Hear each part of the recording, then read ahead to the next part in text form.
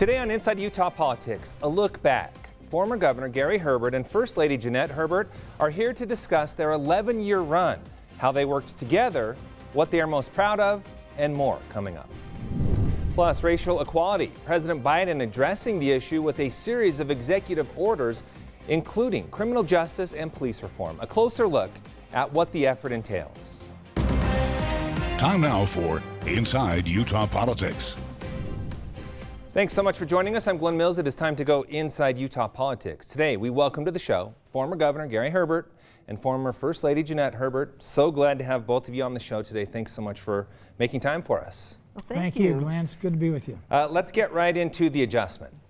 You had a very busy, structured schedule for the better part of some 11 years. I imagine it's quite a bit different now. Talk to us about the adjustment and how that's working out. Well, we've gone from 70-hour weeks to 40-hour weeks, so there's an adjustment of a lighter workload and a change, in our assignments and what we're doing.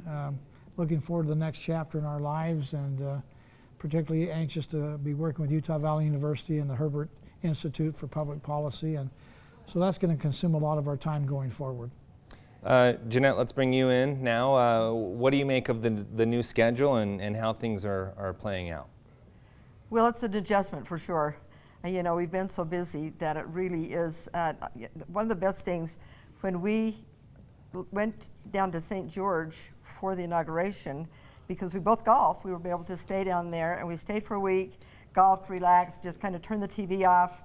And I saw, it was like the weight of the world had been taken off Gary's shoulders. I mean, you really could see a visible difference at that time. It's hard to get used to, for sure, but there's chapters in your life, and we're moving on, and we're going to do our best with the next chapter. Are you keeping him busy around the home more so now than maybe previously? You better believe it. We're still trying to unpack. The worst thing about moving is packing and unpacking. So we got a few boxes to get through yet, and she's keeping me awfully busy. All right, so quite a bit on the honey-do list. Good to know. Hey, Governor, I've noticed you've been tweeting some lately. Is that you doing that? Of course it's me. With a little help from my family, we talked about things that we should weigh in on, and we want to still make sure that people know we're paying attention and watching, and I'm very optimistic about the future of Utah. We're in a good place. Certainly in comparison to other states, we're doing wonderfully well, and I appreciate the latest, my last month really was December, and the latest report just came out for economic growth, and the unemployment rate's at 3.6%, about the lowest in the nation. So we're in a good place. We have work to do with the pandemic, but the trends we've got are very good. I want to take a look back about working together. The dynamic of the governor and First Lady is very interesting to me because it's nothing that we really got to see publicly. But what was it like behind closed doors? Jeanette, let's start with you on that. Did you discuss policy? Were there differences? Talk about the relationship between the two from his job of running the state. Well, anytime you start something new, there's always adjustments to make.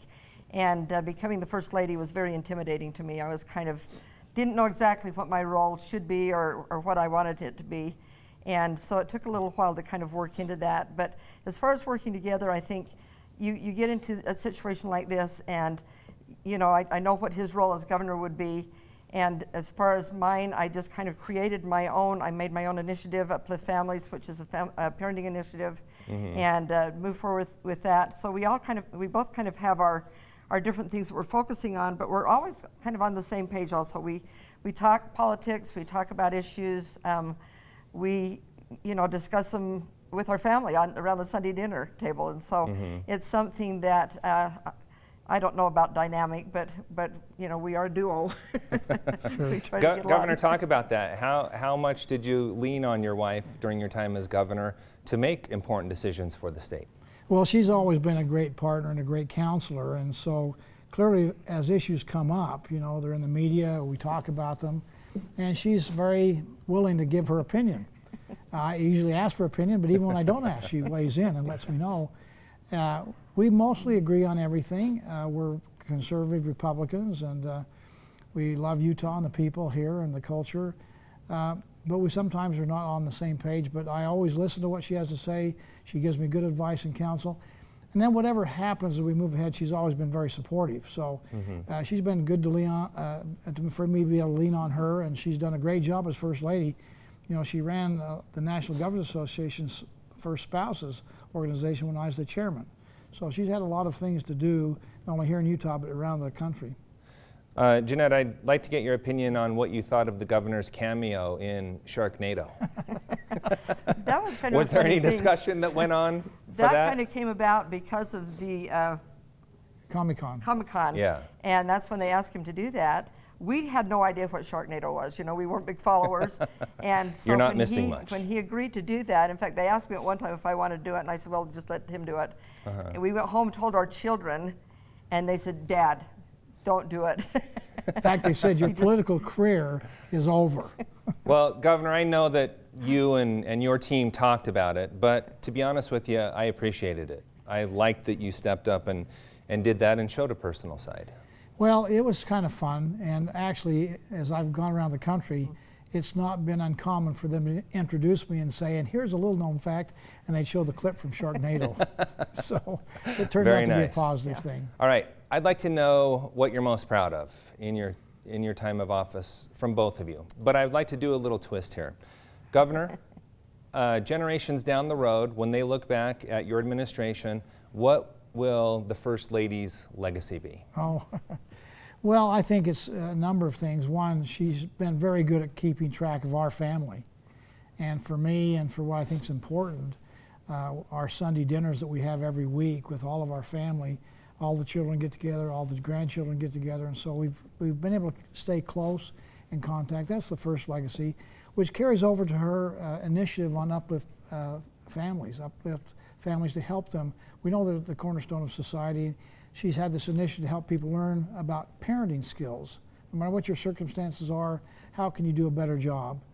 And lastly, I think something that people don't know much about is that she's been a very strong proponent for the arts.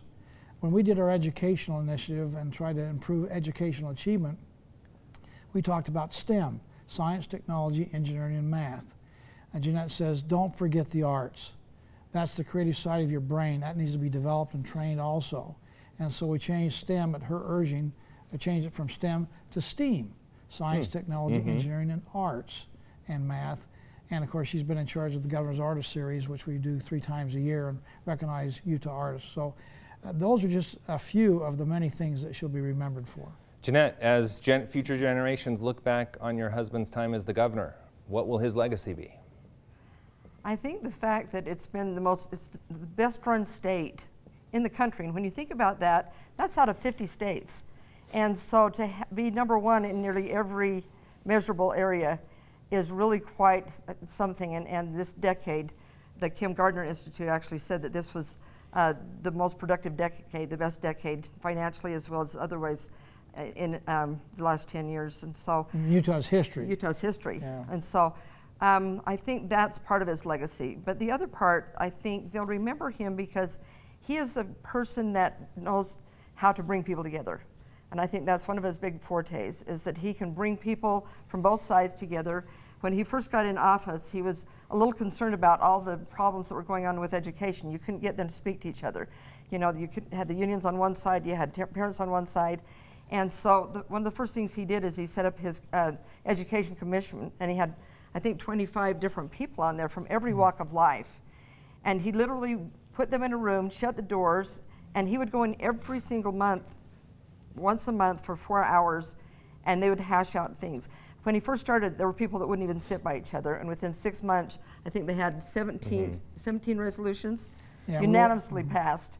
And we were able to build some consensus. That really was a remarkable achievement, as people were so divided on education and what to do.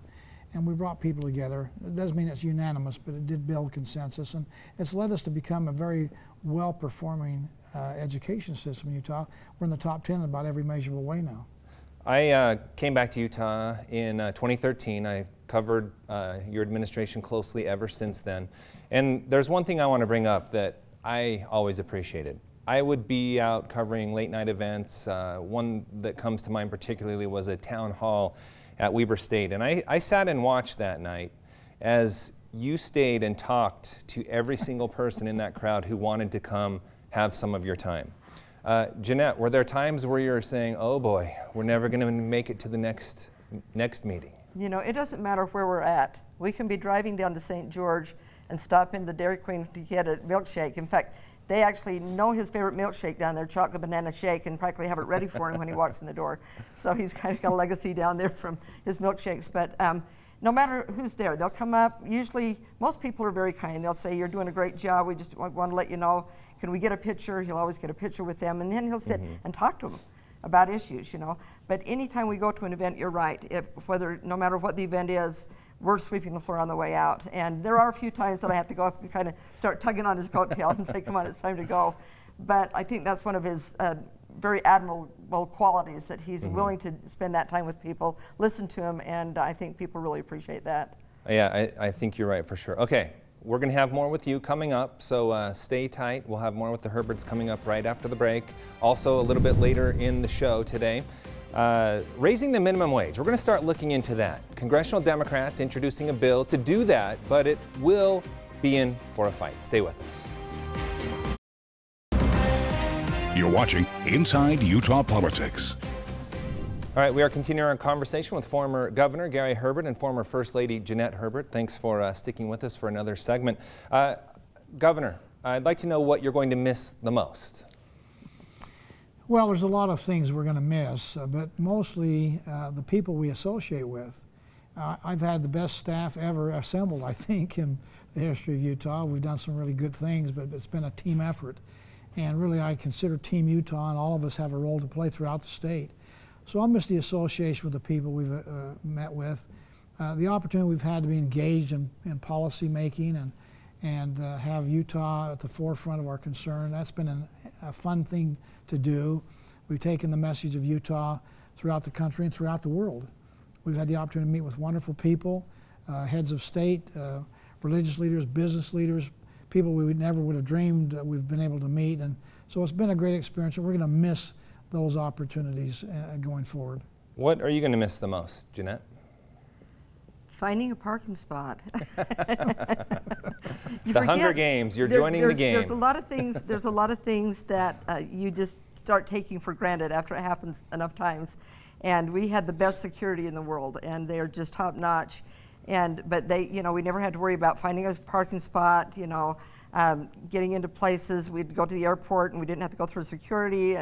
And so there's a lot of those little perks that you'll kind of miss. But you know, there again, the people that we've worked with are it's just amazing, the relationships that we've built. Hopefully they will remain, many of them.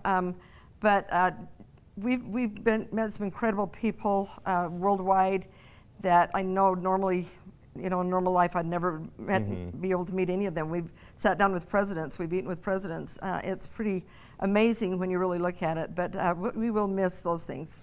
If you take a look back at the 11 plus years that you were in office, social media really became a key factor in politics. I'm curious, I know both of you had accounts. I know I'm connected with you on social media as well, Jeanette. Do you read the comments when you put out posts on social media? Are you asking me or Jeanette? Let's start with you, Governor. I try to avoid the comment section, and that's at the advice of my staff members who watch everything pretty closely. We have a communications team to help us with social media, as well as our contacts with print media, visual media, all those aspects of how we communicate with the public. I'm a little concerned about what's happened with social media. It's been a blessing in many ways. A lot of good things happen. We can communicate a lot better and easier than ever before. But there's an underbelly of some of our social media, the comments where people hide under the guise of anonymity, and they say things they would never say to people to their face. And they can say anything. It could be true or it could be false. And so it cuts both ways. It's kind of the new future, and some of it's good. But I like the old days when people would do their letters to the editor and they'd sign their name. They could be held accountable for what they said. maybe we ought to go to the comment section and say you can make comments, but you ought to sign your name so you can be held accountable and people know who you are and some of the mean things that are being said and be held accountable. Jeanette, I'm sure at some point you probably saw some of the mean things that were being said. How did you respond to that? What did you think about that? Well, I kind of made it a rule also. When he first got into office, after reading just a few of them, I thought, you know, I can't go there. I have to just rely on the fact that I know that what he's doing the best job, that he knows how, he's doing things in a principled way. And so I don't need to worry about, you know, what these other people are saying. However, recently, especially with this pandemic, we've seen a new side of people that has been really concerning over social media. And it's something that I didn't think I would see. Utah's been known for the happy people, for the friendly people. Every time we have someone come in the state, then that's what they comment on, is how happy people are, how friendly people are. This is a reputation that I would like to maintain here and be an example to the rest of the nation. And so I hope that those that have gotten into that habit over social media of being negative and saying things that normally they wouldn't say will kind of look at that and say, okay, what am I doing right now to better the world, to better the relationships that we have both in the state as well as nationwide, and make a little course correction if that's needed, because I just really feel like it's important that we really need to spread love, not hate, and especially in the world right now, it's critically important. So. I couldn't agree with you more on that, but it seems we're to the point where this is even spilling over into public. I mean, we now see members of Congress being harassed at the airport. The two of you had protesters right outside of your home. What was that like? It was strange because it never happened before, and of course we've had people, I believe in the right to assemble and protest, but there's a right way to do things and a wrong way. And certainly coming to in front of the mansion or at the Capitol, having a protest there or assembling and having a rally, that's appropriate. But disrupting my neighbors and causing chaos there and a security issue, people wearing guns, coming with their AK-47s and open carry, for what purpose? It just sends an incorrect message. So we need to think about being civil, being respectful, understand there's different points of view and loving each other in spite of those differences. That's what happens with Jeanette and I. We have different points of view, but we love each other and show that. And so we can do better as a people. We can do better as a nation. We need to do better. And certainly we need to change some of our bad behavior and be more civil and respectful. Okay, politics. We have about a minute and a half left. Real quick, I'd be really interested in your thoughts on this, Jeanette. Your thoughts on today's GOP? Very concerning, very concerning. I think it's almost like it's become two different parties. I know that there's a lot of people that consider themselves Republicans that are basically more libertarian, or they say I'm a constitutionalist or whatever, and yet they call anyone else in the party rhinos, so it's kind of an interesting thing. It's really hard because I understand that there's all different levels of viewpoints, but there's a way that we can do things and get along and come together that we can, agree on certain things. I remember, well, I don't have time for that, but basically people saying, I agreed with the governor on everything else, but I can't agree with him on this one issue, and so I'm not going to vote for him this time. That's not the way it should be. It's unfortunate that that's the way things are happening. Let me just add, I know you're out of time here, but I know Doug Ducey. He's a friend of mine, and I supported his election the first time and his re-election. And he's doing what he thinks he's compelled to do under the law and under the Constitution. And to be censured by the Republican Party for that seems to be a very slippery slope that we don't want to fall down on. Okay. So again, we have difference of opinion. We should still support each other. I'm a Ronald Reagan, broad tent Republican. If you agree with me 80% of the time, as he said, you're my friend. All right. Such an incredible conversation. I'm so glad the two of you were able to come in together and have this conversation. I do want to let our viewers know real quick that what's next for the governor is he's going to be opening up an institute at UVU. I'm excited about that. Yeah, an opportunity for us to talk to the young people, have a lecture series, internships, and talk about what's important, what has made America great, and what's made Utah great. So I'm going to look forward to that opportunity to be a little more professorial. And I taught down there for a number of years before. I'm going to go back to teaching again. All right. Thanks so much for your time. We really appreciate it. Great conversation. Thank you, Glenn. Thank you. Coming up, racial equality, how President Biden is taking matters into his own hands. We'll get to that after the break.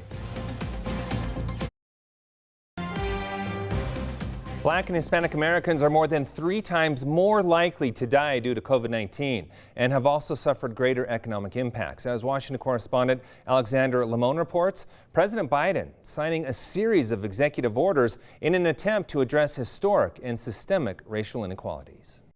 President Joe Biden says the death of George Floyd shifted the ground on racial issues in the U.S. It was the knee on the neck of justice, and it wouldn't be forgotten. President Biden signed 4 executive orders aimed at fighting racial inequality, including one that directs the Justice Department to phase out and end contracts with private for-profit prisons. A second order directs the Department of Housing and Urban Development to address discriminatory housing practices. Just imagine if instead of denying millions of Americans the ability to own a home and build generational wealth, we made it possible for them to buy a home. Another directs federal agencies to strengthen relationships with Native American communities. And the last condemns and addresses racism and hate crimes directed at Asian Americans and Pacific Islanders due to the pandemic. President Biden released his American Rescue Plan that will make historic investments in advancing equity.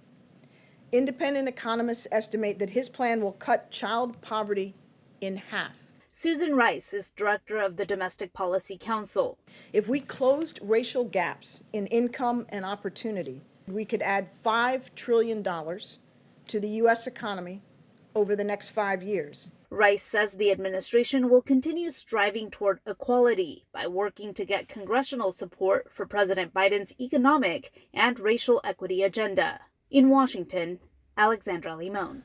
Congressional Democrats are renewing their push to raise the U.S. minimum wage to $15 an hour. They believe its chances of passing are better than ever now that President Joe Biden included a similar ask in his COVID relief package. But the increase and the timing of it could still be a tough sell to Republicans. Washington correspondent Jesse Tenor reports. No person working full-time in America should be living in poverty. That's why Virginia Congressman Bobby Scott wants to give more than 30 million workers a raise. The support for raising the wage has increased during the pandemic. President Joe Biden is calling on Congress to pass an immediate increase in the federal minimum wage from $7.25 to $15 an hour to help struggling families.